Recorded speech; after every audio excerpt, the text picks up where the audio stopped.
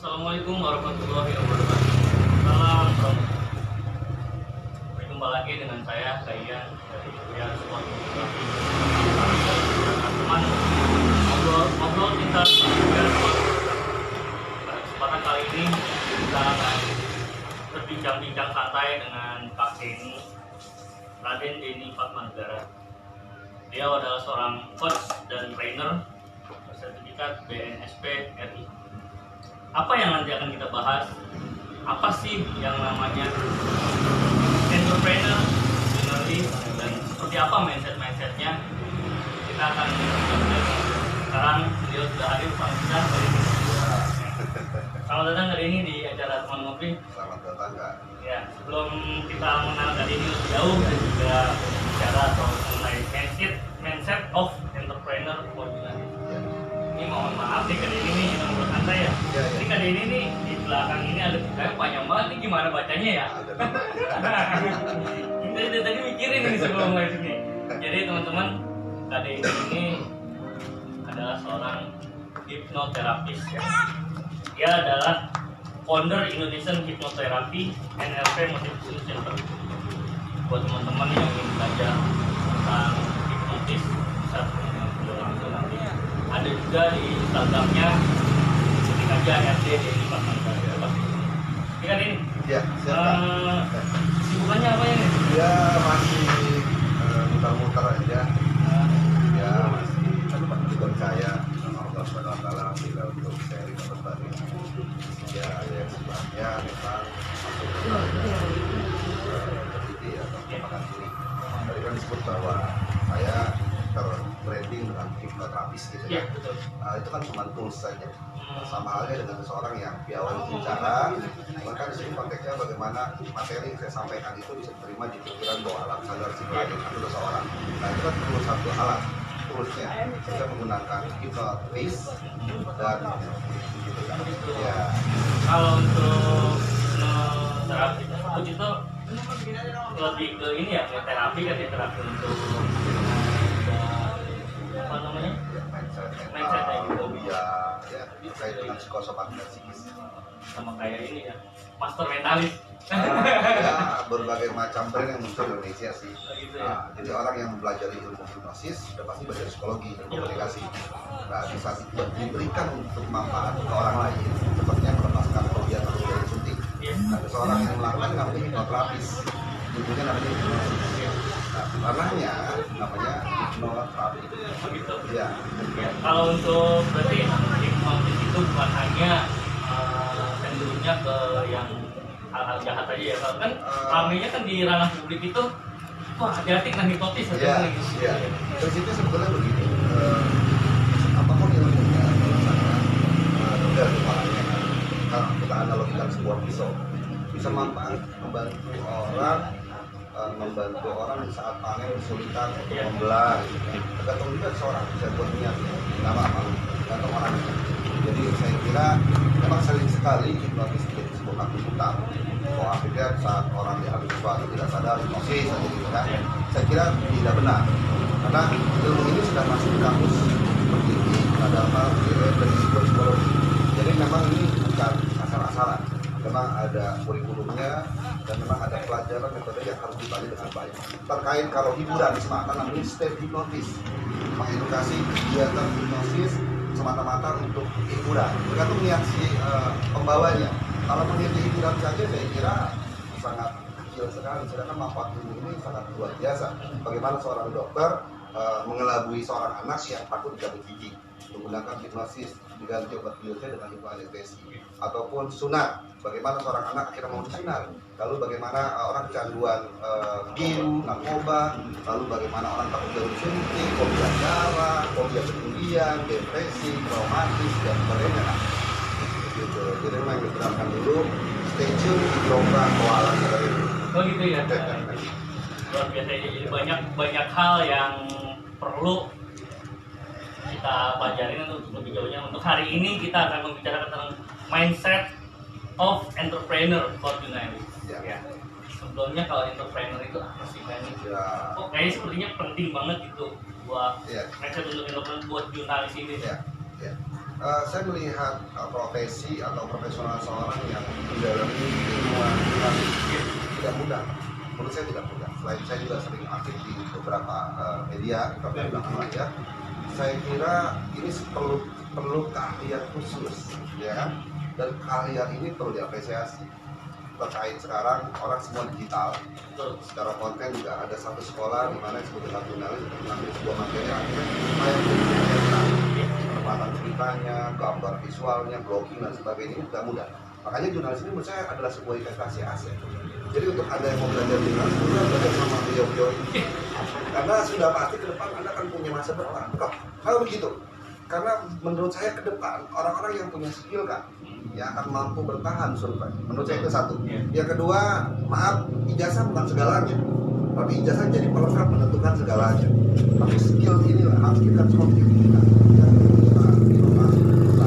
Dan saat kita punya kemampuan misalkan kita memiliki kemampuan jurnalis, tapi kalau mental tidak siap, antara pikiran dengan perasaan tidak kawin, tidak hijau kobul, saya kira akan jadi bahaya juga. Akhirnya kemampuan jadi mental block, di mana ada traumatis di dalamnya yang menggandrungi selama ini. Salah satunya mungkin 32 tahun lalu dia pernah dibully, dan sering saya menangani aksinya menjadi 30 tahun berikutnya. Sekarang orang itu pendiam, takut ketemu orang. Nah, kita perhatikan dulu di sana, karena saya pasti yakin dan percaya dari saya mengatakan bahwa tidak ada manusia yang bodoh. Lingkungan yang memprogram dia mau menjadi bodoh, ini yang bahaya. Jadi kita masuk ke dalamnya dulu kan. Jadi bagaimana seorang pengusaha betul-betul confident, percaya dirinya tepat dari keahliannya, kemampuannya, dan goal setting tujuannya. Ini perlu sebuah mindset yang kuat. Kalau dia hanya mampu menjadi seorang jurnalis, tapi dia tidak mampu mengembangkan kemampuan ini menjadi sebuah produk diterima di pasar, dan dia juga tidak menjalankan atau kekuatan silaturahim atau dikenal dengan networking, saya kira akan sulit sekali dia dikenal di pasar, apalagi jualan produknya. Begitu kan? Berarti harus ada ini juga ya, publikasi juga ya. Oh iya. Iya. Ini kalau misalkan untuk ini, bagaimana nih buat kakak-kakak pramuka khususnya yang ada di Kota Tangerang, yang pasti pembentukan awal itu berasal dari penggalang dan penegak ya khususnya. Iya. Bagaimana kita tahu potensi diri kita nih menjadi seorang pramuka yang peduli dengan Oke, sampai sekarang saya masih ingat kalau anak saya ikut pramuka sekarang, dan yang masih ingat saya bilang kalau Anda ikut pramuka, ayah mau nanya, Kaci apa rela hari ini? Dan itu masih ingat. Wah, itu ngelotok banget ya untuk 10 itu tuh. Ya. Bukan main. Jangan jauh-jauh deh kalau soal pramuka. Kalau saya coba mengaplikasikan arti dari Kaci Papa Rela ini luar biasa. Takwa kepada Tuhan yang Maha Esa. Waduh, ini sedalam lautan kita nggak akan bisa bahas. Bagaimana mentakwil ini? Wah, perlu spiritual yang tepat. Cinta alam dan kasih sayang sama manusia. Muhasabah. Kita mengenal dulu lingkungan kita, mental kita, alam bawah sadar kita, pikiran potensi dalam diri kita. Kalau kita sudah punya aksi yang tepat, efeknya lingkungan akan menerima manfaat. Sebaik-baiknya manusia bermanfaat buat orang lain. Gitu kan? Loh, apa yang terakhir tentang tentang patu dan sebagainya. Artinya menurut saya adalah simbol pramuka ini dasar. Kalau saya boleh bilang, dasarnya dari pramuka. Kalau masih ada yang kenal sama saya, tapi saya bilang yang teman-teman yang sekarang menjadi seorang pramuka dan dedikasinya betul-betul prioritaskan dan maksimal di pramuka dan bukan seremonial, saya yakin dia akan menjadi seorang profesional trainer lebih hebat dari saya, karena dia adalah seorang motivator yang sudah terlatih kan. Kalau pramuka ini saya bilang sekolah kehidupan. Pramuka ini saya bilang sekolahnya teori. Bagaimana seseorang ditempa, dibina, dan masing-masing ingat lagunya tuh. Pagi-pagi menuju medan itu kan tentang bagaimana hormon dopamin sama endorfin kita dipicu supaya di atas rasa bahagia dan semangat tadi. Lalu ada pelatihan, ada ruang untuk pendidikan, pramuka memberikan itu semua. Akhirnya tidak sedikit orang-orang yang betul dedikasi dalam proses pramukannya, dan tidak sedikit juga, banyak sekali mereka yang sudah jadi banyak lah, bukan jadi-jadian ya. Jadi orang lah ya. Iya, menjadi seorang yang betul-betul ekstra, jadi ahli. Banyak sekali dalam rutinitas saya ngisi di beberapa kota daerah, tidak sedikit saya banyak bertemu para trainer, motivator yang dasarnya pramuka. Jadi saya akhirnya mengklaim bahwa pramuka sebetulnya adalah sekolah trainer yang sebenarnya. Gitu kan? Apalagi kemampuan secara spesifik, kemampuan jurnalis ini dikembangkan dengan baik. ini akan menjadi sebuah produk yang akan diperlukan untuk nanti masa depan. Kenapa? Karena tidak semua orang mau mendalami ilmu ini, betul nggak kan? Itu satu. Yang kedua, ada orang yang mendalami tapi cuma ikut-ikutan, ini bahaya juga. Tapi ada orang yang punya tujuan yang jelas, dia tahu potensinya dan punya masa depan yang tujuan masa depan yang tepat. Saya kira goal setting ini akan menemukan sebuah ritme yang tepat. Maka saya kira ini akan menjadi kemampuan dan income dia pada masa depan nanti. Dan yang paling utama lagi menurut saya adalah lakukan apa yang kita cintai. Kalau kita melakukan apa yang kita cintai, prosesnya benar begini, maka hasilnya sukses. Gitu kan? Ya, ternyata Kak Denny ini tidak lain dan tidak bukan adalah basicnya soal pramuka. Oh iya. Ya. Dan ini kalau boleh tahu dulu dari mulai kapan nih pramuka itu? Panjang kisah, cuma di akhir kisah saya pengen sekali di hutan-hutanan gitu kan. Hutan-hutanan. Waktu itu tidak ada Bukan hutan benaran ya? Waktu itu tidak ada Sakawana Bakti. Oh iya, itu Akhirnya ada. saya coba memberanikan diri nabung ke Bogor, ke pelatihan. Dari situ saya mulai ikut pendidikan, ya akhirnya juga ikut pendidikan mandiri juga di Bandung. Dan ya akhirnya intinya itu kan cuma sekolah kan. Yang penting apa tujuan dari sekolah. Kalau kita cuma sekolah tapi nggak punya tujuan, akhirnya cuma seremonial kan. Apalagi di sekolah ini banyak momentum. Keahlian nih kita harus asah dan pelajari. Karena tidak ada manusia yang bodoh. Sekarang Kak, kemampuan saya apa Kak? Gampang. Sebutkan 10 kebiasaan buruk Anda. Oh udah, 1, 2, 3, 4, 9, 10. Udah, sebutkan 3 kehebatan Anda. Terus tanya sama diri Anda, lebih hebat 3 itu atau 10 kelemahan Anda. Tanya sama diri sendiri. Tapi nyebutnya sentuh. Karena dalam diri manusia masih bisa mengatakan. Terus dia beberapa dari kalian dari India, seorang pakar dari India bilang bahwa satu hari manusia saya ngomong dengan diri saya sendiri 5.000 hingga 70.000 kata-kata. Saya tidak mungkin, saya kayaknya cukup segini saja, udah deh saya seperti ini saja. Masalahnya 77% dari data tadi yang dimasuki kalimat tidak mungkin ke sini. Apalagi ditambah dengan lingkungan yang tidak mensupport semangatnya. Khawatir menjadi program di pikiran bawah alam. Kalau sudah menjadi program, maka dia menyatakan dengan benar bahwa saya seperti apa yang saya dapatkan dan sering saya pikirkan. Akhirnya dia menjadi seorang yang tidak bertalenta. Sedangkan manusia sudah jelas makhluk sosial, walaupun bukan bukan status sosial, makhluk sosial yang berempati yang kuat dan dimulai dari komunikasi. Lalu satu lagi, awalnya dan dasarnya menjadi sebuah utama adalah komunikasi dan komunikasi. Jadi kalau kita tahu awal mulai itu berawal dari mindset kita dulu. Bagaimana cara kita berpikir? Iya. Itu akan menjadi motivasi untuk diri kita sendiri. Kalau kita hanya berpikir untuk melihat orang yang ada di hadapan kita, si itu bisa, aduh saya nggak bisa, jangan pernah begitu, itu akan mematahkan diri kita. Betul. Sambil ngopi Kak. Oh iya, siap. Ngopi ini disponsori oleh Madu Pramuka dan live di Cafe Smile nih Kak. Ya, silakan Kak. Baik. Untuk kakak yang ingin bertanya nanti untuk mengenai apa sih dan seperti apa mindset entrepreneur untuk jurnalis atau apapun tentang entrepreneur, itu bisa tanyakan melalui live chat ya di We Are Scott Fotografi maupun di Cafe Smile. Silakan. Oke Kak, untuk tadi juga kan kita udah panjang lebar, ternyata Kak Denny sangat luar biasa, saya baru mengenal. Itu berawalnya dari pramuka Kak ya, dari pramuka. Jadi seperti yang sudah kemarin kita berbicara dengan pick up upacara nasional, itu tetap kalau kita jadi seorang pramuka hanya berdiam diri, hanya mutek-mutek, hanya utak-atik di sekolah saja, kita akan berkembang. Betul. Mari kita mulai dari saat ini, kita rubah mindset kita untuk menjadi seorang pramuka sejati. Kak, untuk ini bagaimana menjadi pemuda yang bermental entrepreneur agar apapun menjadi cita-cita kita? Dengan caranya itu. Trisat ya, balik lagi tadi udah sadar mas kalian Trisat ya. Jadi buat saya gini, untuk bisa pulang nanti kepada Allah Subhanahu Wa Taala cuma satu, yaitu Al-Quran Karim. Betul. Tapi kalau ingin menjalani kehidupan dengan baik dan dakwahnya dengan benar, komunikasinya dengan tepat, maka menjadi amalan akhirat, walaupun cuma amalan dunia, tapi tidak terbalik. Banyak menurut kita ini adalah amalan akhirat, tapi kita kata munafik itu jadi amalan dunia. Betul.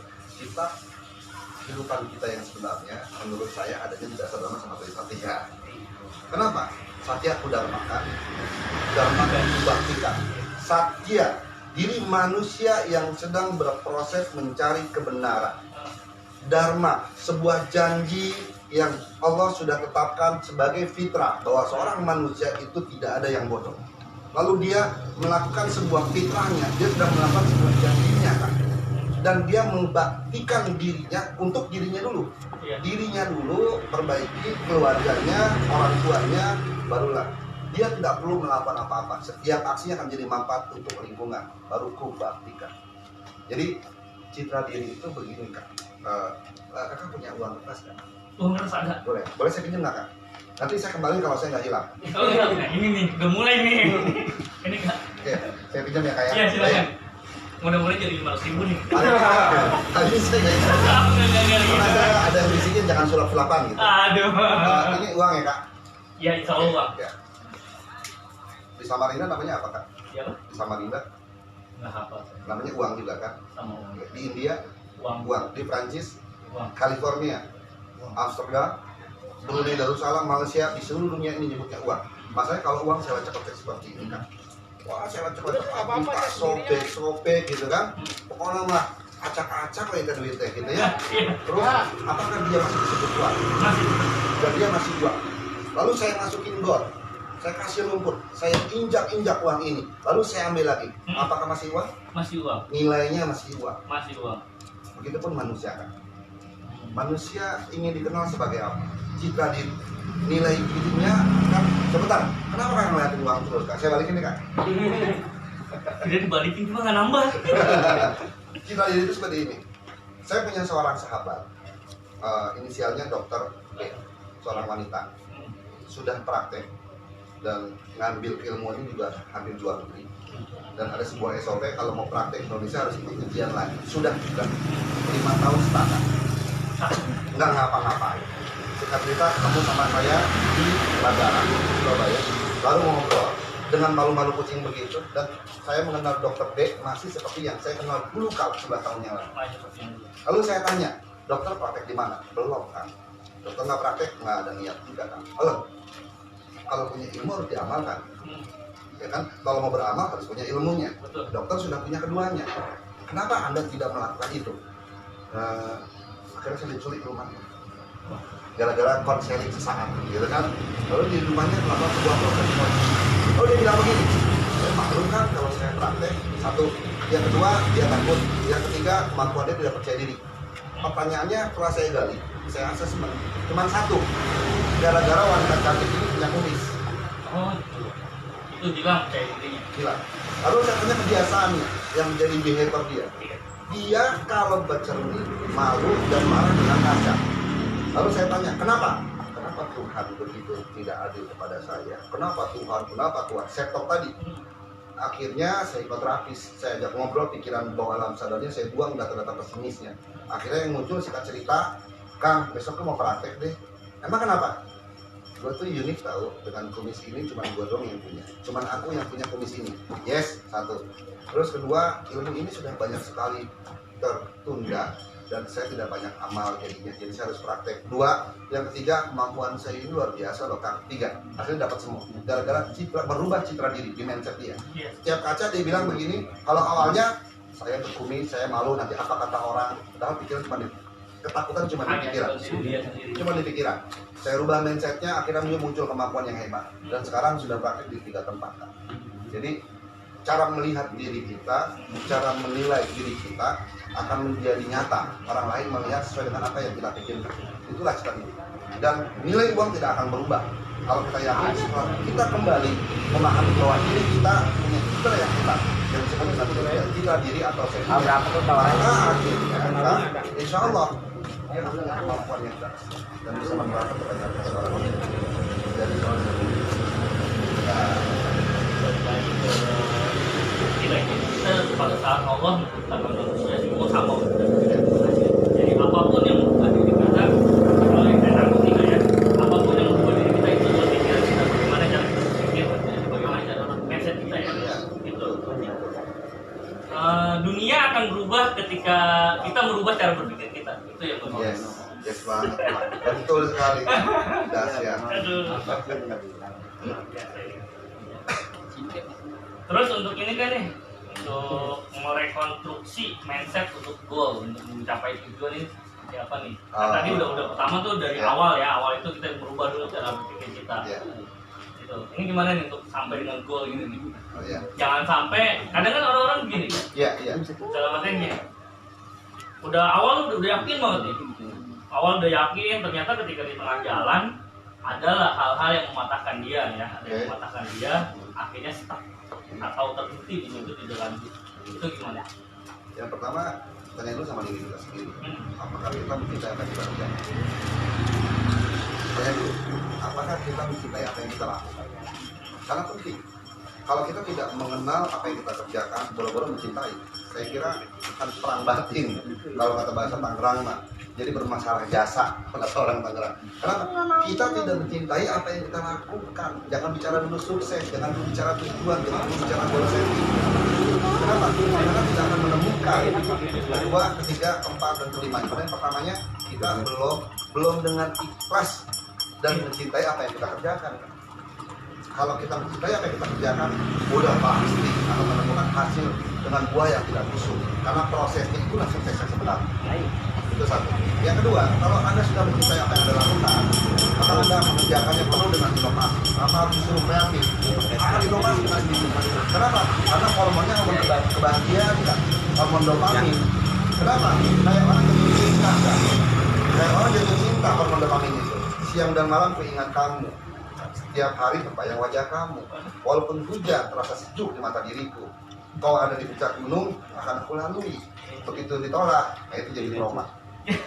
Tapi di saat proses mencintainya belum, itu dia mencintai kan? Betul. Tapi di saat punya tujuan mencintai si B, seorang pria, waduh mendadak jadi inovasi. Satu, melukis dirinya, kasih minyak rambut yang tadinya nggak pernah, merapikan dirinya yang tadinya boro-boro. Akhirnya dia sedang berjualan dirinya kan? Dia sedang memantapkan mental entrepreneurnya menjadi sebuah produk yang tepat. Kalau dia nembak diterima oleh sang kekasih, itu kan jualan sebetulnya. Mencari nilai tambah. Iya, sendiri, ya. dia memantapkan cita dirinya kan? Jangan sampai begini, kembalikan dari cita diri. Banyak orang ingin memantaskan dirinya dengan segala sesuatu yang keren packagingnya, tapi dia tidak nyaman. Contohnya, pakailah pakaian walaupun murah tapi terlihat elegan tapi Anda nyaman. Itu emosinya beda kan? Beda dengan Anda terlihat keren dan mewah tapi Anda tidak nyaman, emosinya nggak sampai, malah orang melihatnya Anda jadi murahan. Ini penting sekali, itu bagian dari cita diri. Nah, kalau sudah punya tujuan yang jelas tapi tidak pernah mencapai, tidak tercapai juga, perlu disetting dulu. Jadi shelternya, kayak naik gunung Kak, ada shelter 1, shelter 2, shelter 3, shelter 4. Sebelum naik gunung, pikirkan dulu tujuannya. Kalau mau 3 hari naik nginap di puncak gunung itu, berarti 3 hari perbekalannya, logistiknya seperti apa, lalu safety-nya semuanya, raincoat dan sebagainya, sama aja analoginya. Bagaimana kalau kita mau ke Bandung, kita harus tahu dulu di Bandung mau ngapain, itu tujuan. Lalu di setting, berangkatnya naik apa, estimasinya berapa, dan di Bandung saya harus bagaimana. Dalam proses yang ketiga, saya udah melakukan itu Kak. Saya udah sering, tapi saya tidak pernah menemukan tujuan itu yang disebut dengan di Bandung. Oke, berarti yang dirubah bukan tujuan, yaitu proses. Kemarin Anda ke Bandung lewat Purwakarta, Anda muter-muter aja, akhirnya pulang lagi ke Cikampek. Anda tidak pernah menemukan tujuan atau Bandung tadi, analoginya. Berarti yang dirubah prosesnya. Banyak fasilitas yang sudah disiapkan. Naiklah Cipularang, Anda akan menemukan exit tol Cilenyi itu analoginya. Jadi perlu satu, cintai dulu apa yang dikerjakan. Kedua, perlu jelas dulu ini skill Anda atau bukan. Dan lihat perkembangan dari kemampuan skill itu, kalau banyak manfaatnya dan mulai nilai jual, nilai belinya juga kuat, orang juga sudah mulai repeat order atau orang mengenal bahwa Anda bagian dari situ, pengusaha mentalnya, lalu perbaiki tujuannya, lalu pantaskan prosesnya. Saya kira pasti buahnya luar biasa. Jadi sebagai seorang pengusaha atau kita coba menerapkan program mental pengusaha, banyak investasi. Seperti hari ini nih, teman-teman pramuka melakukan sebuah investasi berbalik kepada teman-teman. Nanti kan nggak pernah tahu kan. Kalau saya boleh kasih bocoran nih, kalau kasih sponsor di itu, ya harus jadi namanya produk. Ini produk. Dan bagaimana ini diperbaiki lagi. Itu sudah sangat luar biasa. Makanya ini akan jadi produk. Kita nggak pernah tahu nanti siapa yang akan melirik. Jadilah sebuah sponsor. Nanti akan bergelimpangnya akan banyak brand nanti. Ya, pramuka menjadi sebuah. Jadi ini kayak semacam sekolah pengusaha jadi kita. Gitu kan. Jadi proses itu tidak akan membohongi hasil. Yes. Oke, untuk kakak-kakak sekalian, silakan kalau memang ada yang bertanya di live chat, bisa melalui live chat sambil berjalan ya. Ini kita juga akan masih ada pertanyaan. Silakan ya.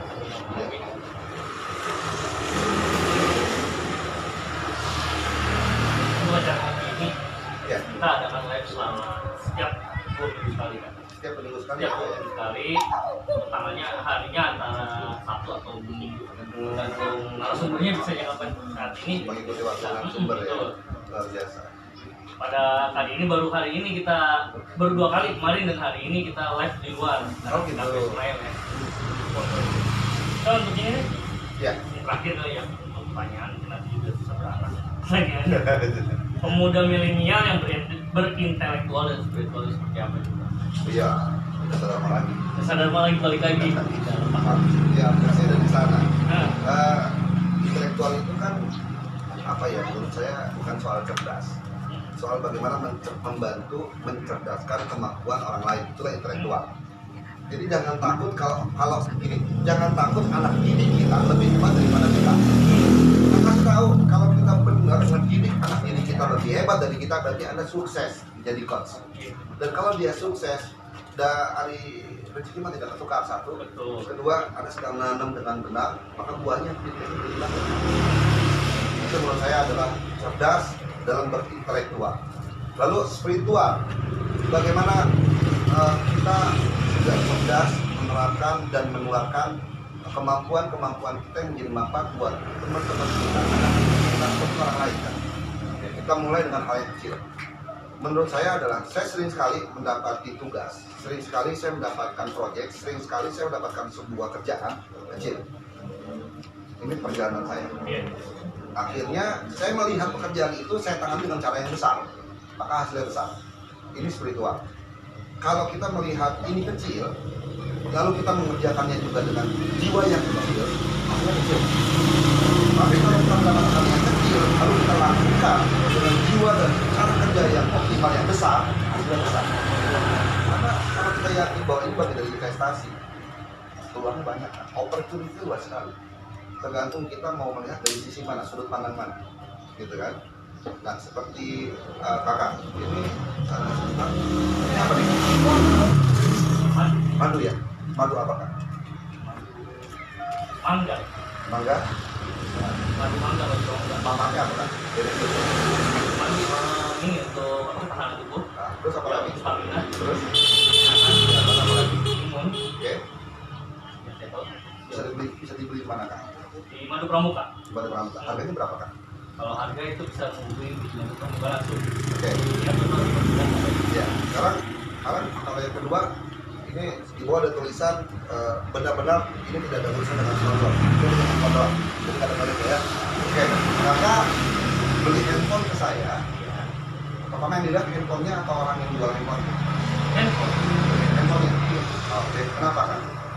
Karena yang saya cari adalah apa namanya, spesifiknya dari handphone tersebut sesuai dengan kebutuhan kita, bukan orangnya. Ya, ada pasar yang kebutuhan kak. Namanya kakak adalah customer atau pasar yang kebutuhan, yang butuh memang beli.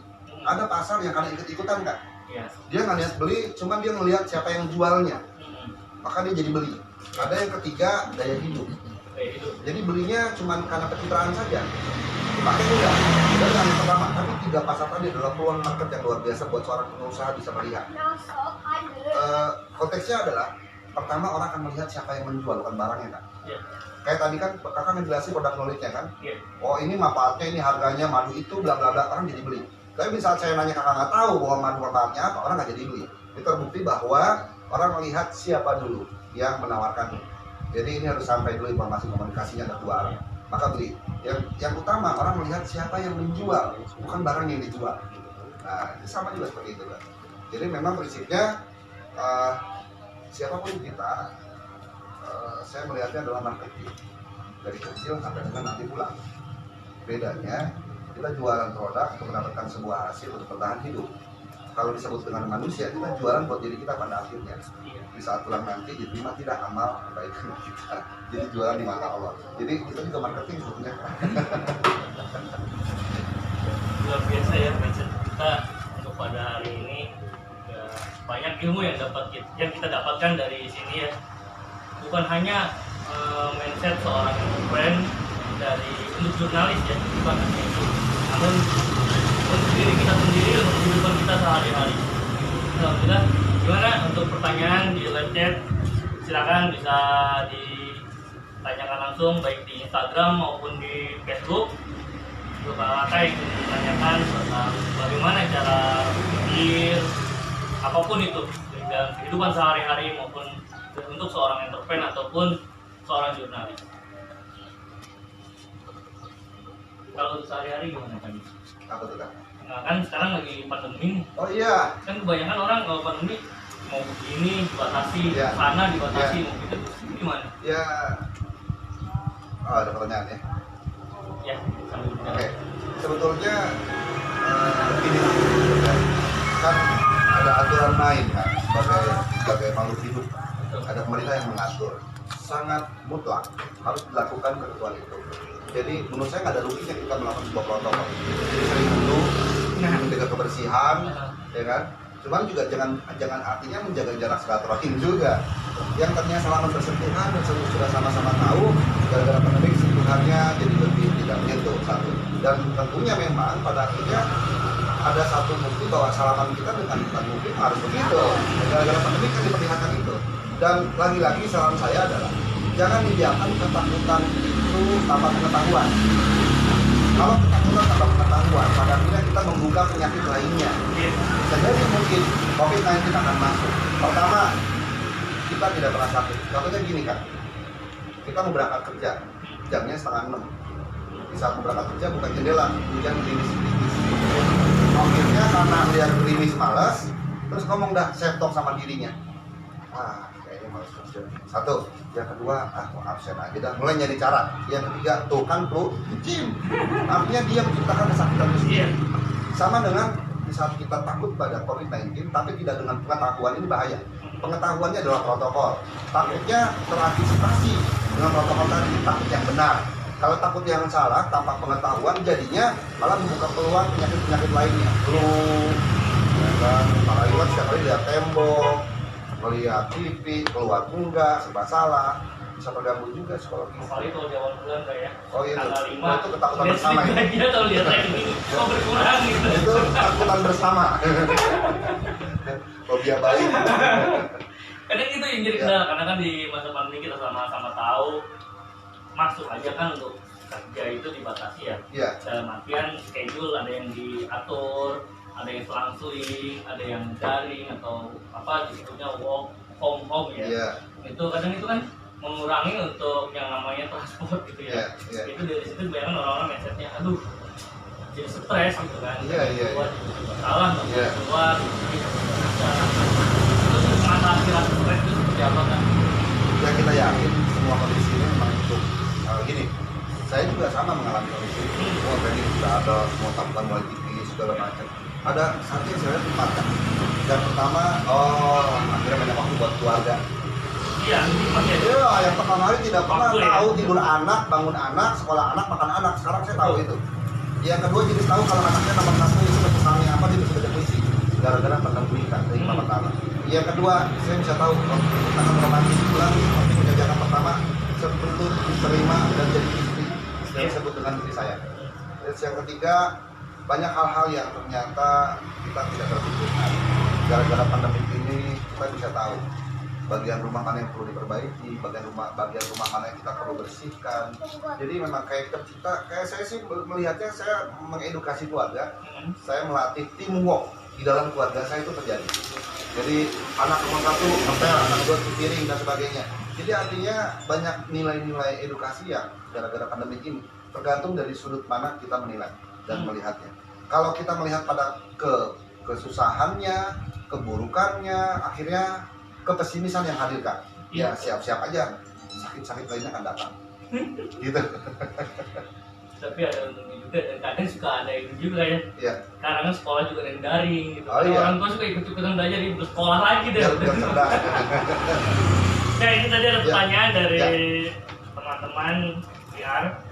dari Kak Adi nih, Kak Adi menanyakan, Ya. Kak, sulit nggak sih untuk menjadi seorang entrepreneur? Ini pertanyaannya. Iya, pertanyaan dari Kak Adi nih. Saya sudah sama Pak Adi, salam kenal, sama hormat dari saya. Anda sudah jadi entrepreneur.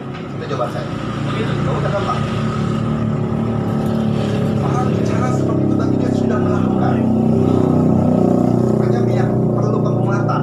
Akhirnya pertanyaannya muncul. Iya. Mandi Anda sudah seorang entrepreneur. Hanya sama istri. Kalau saya salah, nanti kita ketemu dengan saya. Anda sudah menjadi seorang entrepreneur. Sudah gitu aja. Simple jawabannya tuh ya. Sama di Amerika. Iya.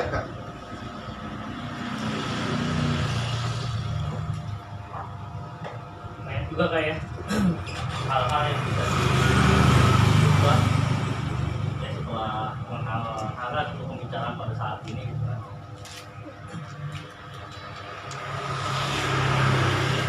Ada yang nanya lagi nih kan ya, Ya. soal itu ya. Untuk ini penting nggak sih terapis itu di permukaan? Penting nggak terapis di kepramukaan?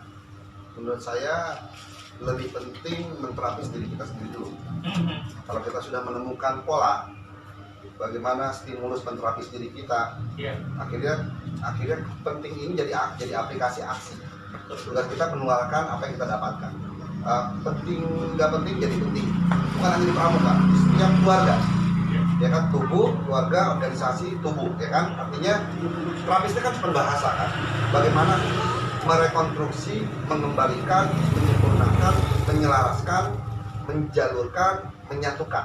Itu kan bahasa dari arti terapis. Terapis ya. Ya, jadi sangat penting sih. Lebih penting lagi bagaimana kita menentukan tujuan kita di organisasi kita. Itu bagian dari terapis pikiran juga. Nah, saya di pramuka saat ini. Nah, impian dan cita-cita Anda dengan kendaraan pramuka ini apa? Ini penting. Karena itu yang menjadi mental block saya waktu itu juga kan. Karena terus kita mau belajar, jadi kelas yang kosong, akhirnya banyak masukan yang akhirnya oke.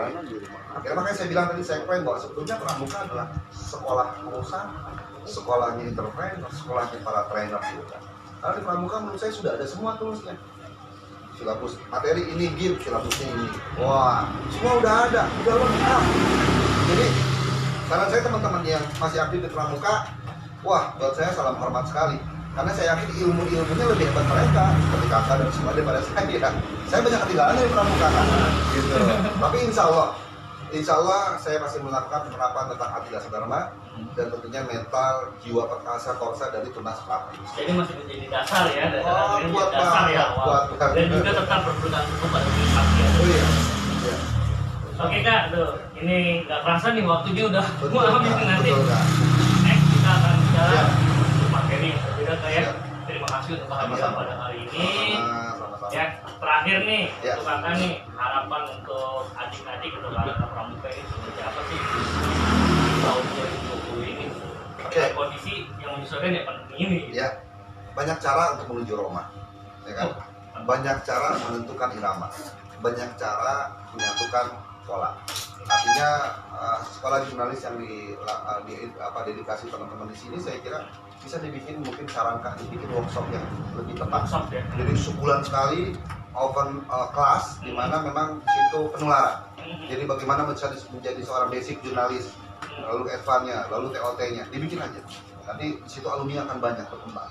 Yang tetap dasarnya dari pramuka. Memang saya melihat pramuka yang tidak hanya kreatif tapi inovatif sekali. Bagaimana meremajakan keluarga pramuka dengan lebih hebat lagi. Dan ini sebetulnya saya yang perlu belajar. Luar biasa sekali. Jadi terus saja untuk hasil kitanya di pramuka ini. Kedua, tidak hanya inovatif dan kreatif, tapi banyak momentum skill yang bisa dikembangkan. Kalau soal pandemi, biarkan saja nanti ini berjalan dengan sendirinya. Kita lihat lebih pada sudut pandang hikmahnya aja kan. Jadi jangan sampai kita sibuk melihat pada sisi kelemahan kendala saat ini. Karena khawatir malah kita mengundang kelemahan itu. Lebih baik kita terus tumbuh untuk tangguh, insya Allah. Dan pada dasarnya semua kembali ke Betul ya. ini bagaimana cara kita berpikir bersama sebenarnya. Betul. Oke, Baik. terima kasih Kak Denny Sama-sama kan. waktunya. Sama-sama. Ada satu lagi pertanyaan. Oh iya Kak, ada yang mau nanya nih. Iya. Mungkin teman-teman juga ada yang nanya nih, kalau untuk konsul ke Kak Denny mungkin berkaitan dengan apalah itu hipnoterapi ataupun lebih ke Baik. gitu. Oke, hari ini saya tunggu sampai maghrib. Untuk teman-teman yang punya fobia, takut jarum suntik, depresi, trauma, gratis. Saya undang di kafe ini, silahkan datang. Lalu kalau mau ketemu saya sendiri ada di Jakarta, tepatnya di daerah Kemran dan di Salemba. Salemba biasanya saya kalau nggak sebuah kampus, kamar kontak saya bisa minta dengan kamar pun. Lalu selebihnya ada di luar kota memang. Tapi insya Allah saya juga dari Tangerang dan saya mendapatkan ilmu dari orang-orang Tangerang. Namanya sanad ilmu. Sebaik-baiknya manusia tahu sejarah. Jadi saya balik lagi membayar kekurangan saya, baik dari kakak-kakak yang banyak sekali manfaatnya saya akan coba akan datang ke satu kalau terima kasih saya. Dan tanggal terima kasih berikutnya saya coba akan atur schedule mungkin dengan Kamapun, dengan dengan komunitas Squad Bilang ini kita bikin nanti sebulan sekali konseling, saya bersedia. Kita atur waktunya aja, insya Allah. Begitu ya Kak. Oke, untuk kakak yang ingin berkomunikasi langsung nanti dengan Kak Denny bisa follow IG-nya Indo Hipnoterapi _NLP_center. Silakan bisa di follow IG-nya di situ. Nanti bisa berinteraksi dengan beliau langsung, bisa di DM ataupun yang lainnya. Dan hari ini pun di Cafe Smile jika ada yang ingin terapi, silakan ditunggu sampai dengan jam 6 sore ini. Ya. Free kayak? Iya. Free. Dijawab dengan baca dasar remaja. Itu syaratnya, dasar dharma. Insya Allah. Oke, demikian untuk kali ini pertemuan mengenai mindset of entrepreneur for journalist. Kita bertemu lagi di kesempatan berikutnya. Saya Kaian bersama Kak Denny Negara pamit undur diri. Terima kasih. Wassalamualaikum warahmatullahi wabarakatuh. Salam Pramuka. Salam.